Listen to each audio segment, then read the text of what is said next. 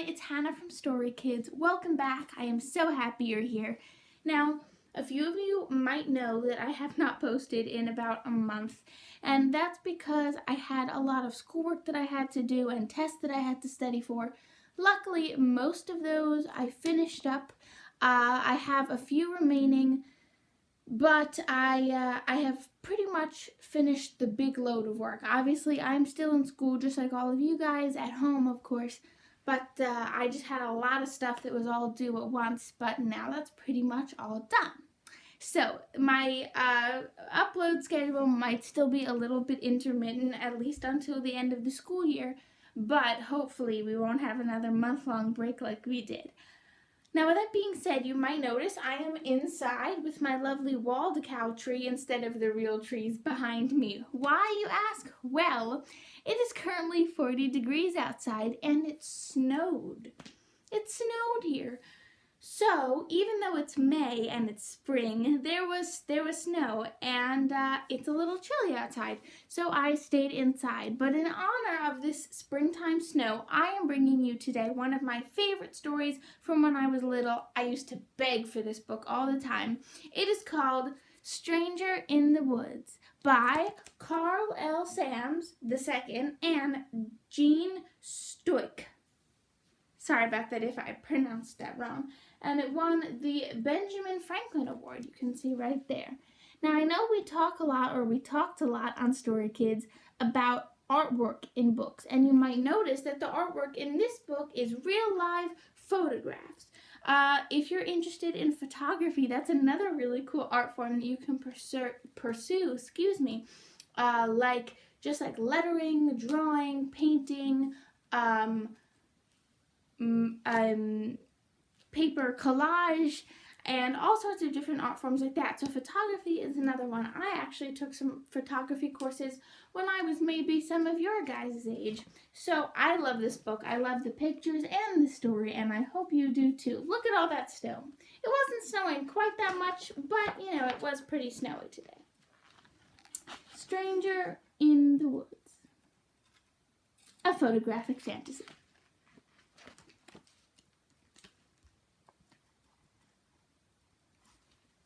Do you guys like snowy days?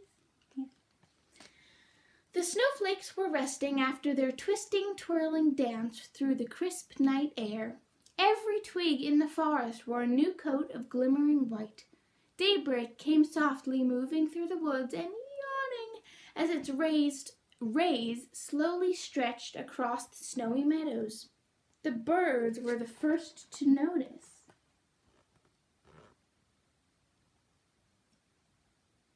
Do you know what sorts of animals those are? That's right, they're deer. Near where my grandparents live, there are lots of deer. Oh, okay, here we go. Stranger in the woods! Stranger in the woods! Take care! Take care! The blue jays cawed from a warning from high in the tops of all the tall oaks. Do you hear the jays calling? Mother Doe spoke softly to her fawn. Yes, he whispered. I always listen to the birds, the wind blowing through the trees, and the rustling of the leaves, and all the sounds of the woods. So there's a blue jay and a mommy and a baby deer.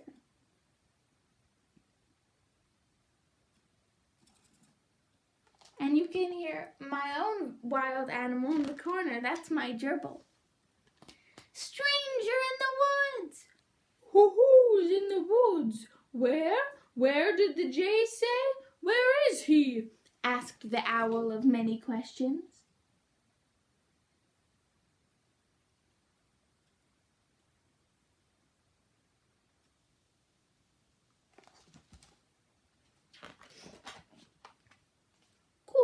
Could that be him? Asked the mourning dove. There, beyond the old apple tree, follow the snow trail past the pond to where the meadow begins. Not far at all.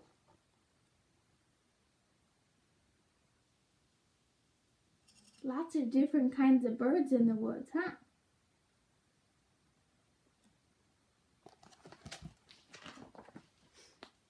Who's in the the woods? Why is he here? When did the stranger come?"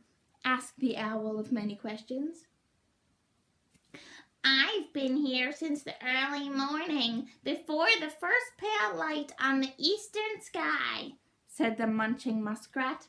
"No stranger came this way. No one passed by my pond."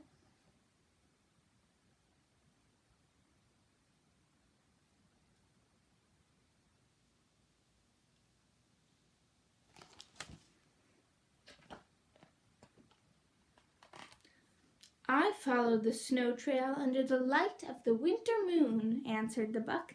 "He was not there during the night, that I am sure." What a beautiful photograph, huh? Have any of you ever taken photographs of nature?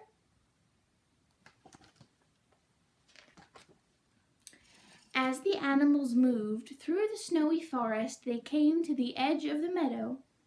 The frightened doe stomped her hoof and snorted. "Where is he? Where is he? Can you see him?" "Yes, I do see him, yes," chattered the squirrel. "Someone needs to go and check him out."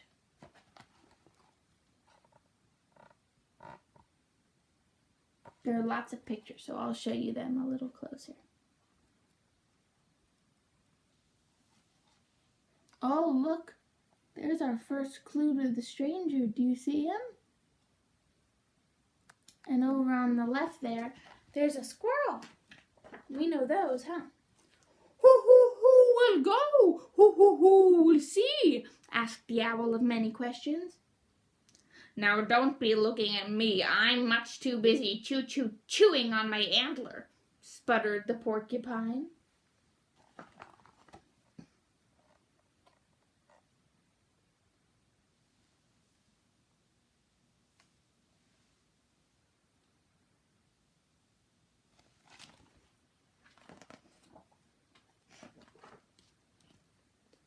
"You will not be volunteering me?" "No, sirree," said the scared rabbit. Is he watching me?"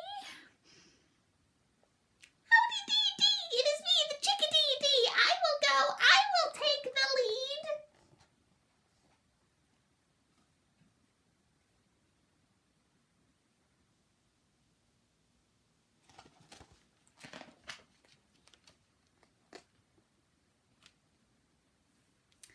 "I'm the smallest, and I can scamper quickly. I'll do it. I'll make a tunnel under the snow where only I can go, creeping in closer to get a look, quietly, just like a mouse."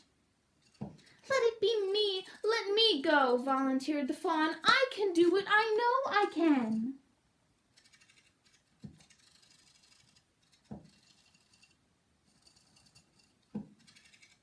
My gerbil is digging her own tunnel, I think. Not under the snow, though. "I am the strongest and the biggest," said the young buck. "I should go first." "I can fly faster," chirped the cardinal.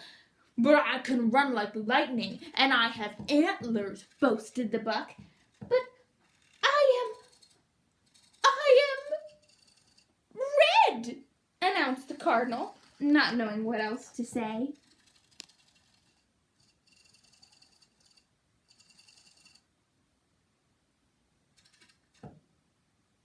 It is very, very red.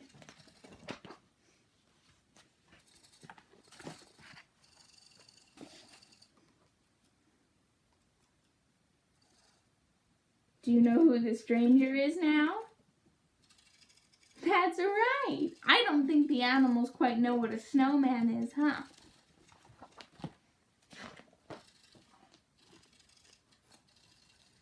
"What are you waiting for? I'm there already-dee-dee," exclaimed the chickadee-dee.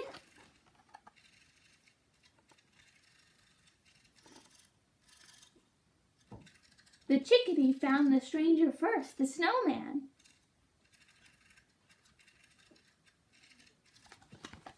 Let's see what happens next. "Gee, gee, gee," said the chickadee-dee. "There are nuts and seeds on his hat for you and me. The stranger is friendly. Come see, there's plenty."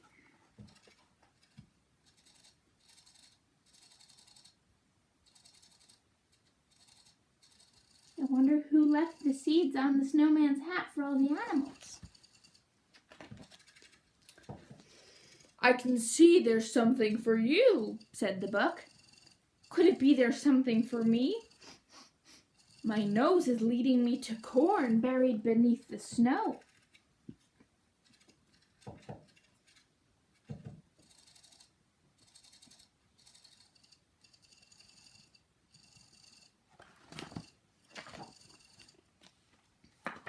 We have another big picture for you.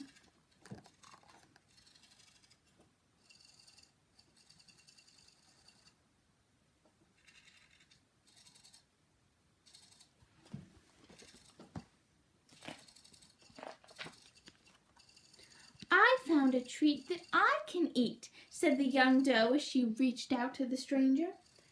Wow, a carrot. Do I have to share it?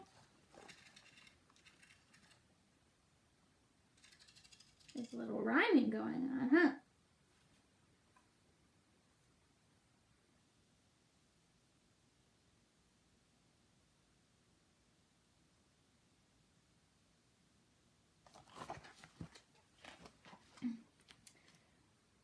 What is this? Questioned the fawn as he passed a curious object in the snow. Could it be there's more than one stranger in the woods? I wonder who the other stranger could be. What does that look like to you? Looks sort of like a mitten to me.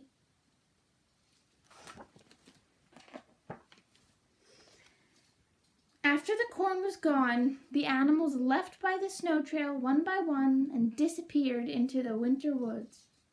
It was the chickadee who took the last seed and flew away. The snowman stood alone, but only for a short time.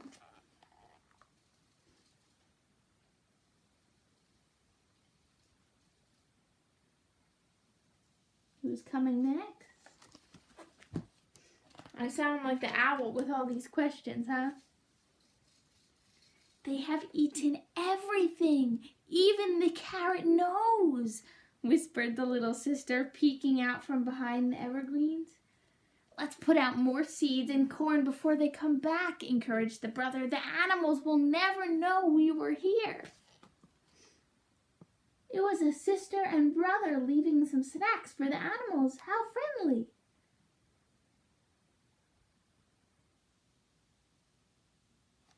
That's so kind. How long will we feed them? She asked. For a long, long time, he replied. After the snow has gone and the snowman has melted away, until the frogs start to sing and the trees grow new leaves. I think they like carrots the best.